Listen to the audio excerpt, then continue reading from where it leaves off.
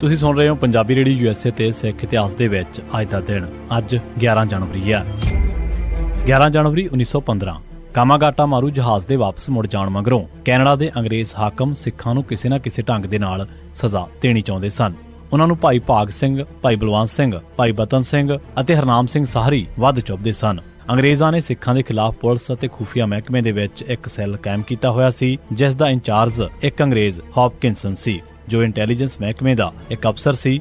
ਉਸ ਨੇ ਬੇਲਾ ਸਿੰਘ ਜਿਆਣ, ਬਾਬੂ ਸਿੰਘ, ਹਰਨਾਮ ਸਿੰਘ ਅਤੇ ਗੁਰਦੁਆਰੇ ਦਾ ਇੱਕ ਸਾਬਕਾ ਗ੍ਰੰਥੀ ਜੋ ਬਾਬੂ ਸਿੰਘ ਦੇ ਨਾਲ ਇੱਕੋ ਕਮਰੇ ਦੇ ਵਿੱਚ ਰਹਿੰਦਾ ਸੀ, ਅਰਜਨ ਸਿੰਘ ਅਤੇ ਇੱਕ ਦੋ ਹੋਰ ਪੰਜਾਬੀ ਆਪਣੇ ਏਜੰਟ ਬਣਾਏ ਹੋਏ ਸਨ।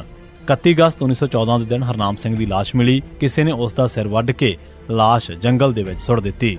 ਕਿਉਂਕਿ ਪੁਲਿਸ ਨੂੰ ਕਾਤਲਾਂ ਦਾ ਪਤਾ ਨਾ ਲੱਗਿਆ, ਇਸ ਕਰਕੇ ਗੱਦਾਰਾਂ ਦੇ ਹੌਸਲੇ ਬੁਰੀ ਤਰ੍ਹਾਂ ਨਾਲ ਡਿੱਗੇ ਸਨ। ਗੱਦਾਰਾਂ ਦੀ ਬਦਕਿਸਮਤੀ ਕੀ 3 ਸਤੰਬਰ ਨੂੰ ਆਪਣੇ ਹੀ ਇੱਕ ਦੋਸਤ ਰਾਮ ਸਿੰਘ ਹੱਥੋਂ ਗਲਤੀ ਨਾਲ ਗੋਲੀ ਚੱਲ ਜਾਣ ਕਰਕੇ ਅਰਜਨ ਸਿੰਘ ਵੀ ਮਾਰਿਆ ਗਿਆ। ਹੁਣ ਬੇਲਾ ਸਿੰਘ ਸਰਕਾਰ ਦਾ ਟਾਊਟ ਸਿੱਖ ਆਗੂਆਂ ਤੇ ਵਾਰ ਕਰਨਾ ਚਾਹੁੰਦਾ ਸੀ।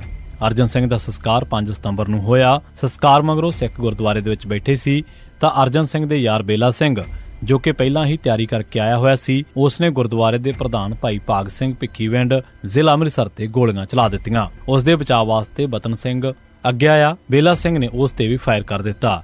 ਉਹ ਦੋਵੇਂ ਅਗਲੇ ਦਿਨ ਚੜ੍ਹਾਈ ਕਰ ਗਏ। ਭਾਵੇਂ ਸਰਕਾਰ ਨੇ ਬੇਲਾ ਸਿੰਘ ਤੇ ਮੁਕੱਦਮਾ ਚਲਾਇਆ, ਪਰ ਇਹ ਦਿਖਾਵੇ ਦੀ ਕਾਰਵਾਈ ਸੀ। ਬੇਲਾ ਸਿੰਘ ਦੇ ਹੱਕ ਦੇ ਵਿੱਚ ਬਹੁਤ ਸਾਰੇ ਲੋਕਾਂ ਨੇ ਗਵਾਹੀ ਦਿੱਤੀ ਅਤੇ ਹੌਪਕਿੰਸਨ ਵੀ ਸਫਾਈ ਦੇ ਗਵਾਹ ਵਜੋਂ ਪੇਸ਼ ਹੋਇਆ ਸੀ। ਇਹ ਸਾਰੀ ਸਕੀਮ ਤੇ ਕਾਰਵਾਈ ਹੌਪਕਿੰਸਨ ਦੀ ਹੀ ਸੀ। ਇਹ ਧੱਕਾ ਵੇਖ ਕੇ ਭਾਈ ਮੇਵਾ ਸਿੰਘ ਲੋਪੋਕੇ ਜਰ ਨਾ ਸਕਿਆ ਤੇ ਉਸਨੇ ਹੌਪਕਿੰਸਨ ਨੂੰ ਸਜ਼ਾ ਦੇਣ ਦਾ ਫੈਸਲਾ ਕੀਤਾ। 21 ਅਕਤੂਬਰ 1914 ਦੇ ਦਿਨ ਜਦ ਹੌਪਕਿੰਸਨ ਅਦਾਲਤ ਦੇ ਵਿੱਚ ਬੇਲਾ ਸਿੰਘ ਦੇ ਹੱਕ ਦੇ ਵਿੱਚ ਗਵਾਹੀ ਦੇਣ ਵਾਸਤੇ ਪੁੱਜਾ ਹੋਇਆ ਸੀ ਤਾਂ ਮੇਵਾ ਸਿੰਘ ਨੇ ਉੱਥੇ ਉਸ ਨੂੰ ਗੋਲੀਆਂ ਮਾਰ ਦਿੱਤੀਆਂ। ਮੇਵਾ ਸਿੰਘ ਨੂੰ 11 ਜਨਵਰੀ 1915 ਦੇ ਦਿਨ ਫਾਂਸੀ ਦਿੱਤੀ ਗਈ। ਇਸ ਵੇਲੇ ਉਹਨਾਂ ਦੀ ਉਮਰ 34 ਸਾਲ ਸੀ। 11 ਜਨਵਰੀ 1993 ਦੇ ਦਿਨ ਪੁਲਿਸ ਨੇ ਸੋਢੀ ਸਿੰਘ ਉਰਫ ਜਸਵੀਰ ਸਿੰਘ ਅਤੇ 2 ਹੋਰ ਸਿੱਖਾਂ ਨੂੰ ਨਕਲੀ ਮੁਕਾਬਲੇ ਦੇ ਵਿੱਚ ਸ਼ਹੀਦ ਕਰ ਦਿੱਤਾ। 25 ਨਵੰਬਰ 1994 ਦੇ ਦਿਨ ਟੌੜਾ ਨੇ ਬਾਦਲ ਦੇ ਉਮੀਦਵਾਰ ਨੂੰ ਹਰਾ ਕੇ 20ਵੀਂ ਵਾਰੀ ਸ਼੍ਰੋਮਣੀ ਕਮੇਟੀ ਦੀ ਪ੍ਰਧਾਨਗੀ ਹਾਸਲ ਕਰ ਲਈ। ਬਾਦਲ ਦਲ ਦੀ ਇਸ ਹਾਰ ਨੇ ਉਸ ਦਾ ਮਾਣ ਤੋੜ ਦਿੱਤਾ।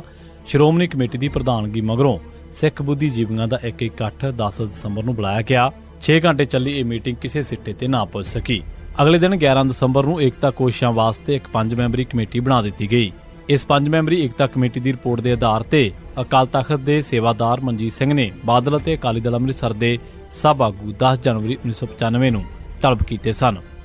ਇਨ੍ਹਾਂ ਆਗੂਆਂ ਨੇ ਅਕਾਲ ਤਖਤ ਸਾਹਿਬ ਤੇ ਪੁੱਜ ਕੇ ਇੱਕ ਦੂਜੇ ਦੇ ਖਿਲਾਫ ਲਫ਼ਜ਼ੀ ਜੰਗ ਬੰਦ ਕਰਨ ਦਾ ਪ੍ਰਣ ਕੀਤਾ। ਇਹ ਆਗੂ ਸਨ ਟੌੜਾ, ਬਾਦਲ, ਸੁਰਜੀਤ ਬਰਨਾਲਾ, ਮਨਜੀਤ ਸਿੰਘ, ਗੁਰਦੇਵ ਸਿੰਘ ਬਾਦਲ, ਪ੍ਰਕਾਸ਼ ਸਿੰਘ ਮਜੀਠਾ, ਸੁਖਦੇਵ ਸਿੰਘ ਢੀਂਡਸਾ, ਬਲਵਿੰਦਰ ਸਿੰਘ ਭੂੰਦੜ ਤੇ ਰਣਜੀਤ ਸਿੰਘ ਬ੍ਰਹਮਪੁਰਾ। ਅਕਾਲੀ ਦਲ ਅੰਮ੍ਰਿਤਸਰ ਦਾ ਕੈਪਟਨ ਅਮਰਿੰਦਰ ਸਿੰਘ ਇਸ ਮੀਟਿੰਗ ਦੇ ਵਿੱਚ ਨਾ ਪਹੁੰਚਿਆ। ਇਸੇ ਸਿੱਖ ਇਤਿਹਾਸ ਦੇ ਵਿੱਚ ਅੱਜ ਦਾ ਦਿਨ। ਤੁਸੀਂ ਸੁਣਦੇ ਰਹੋ ਪੰਜਾਬੀ ਰੇਡੀਓ USA।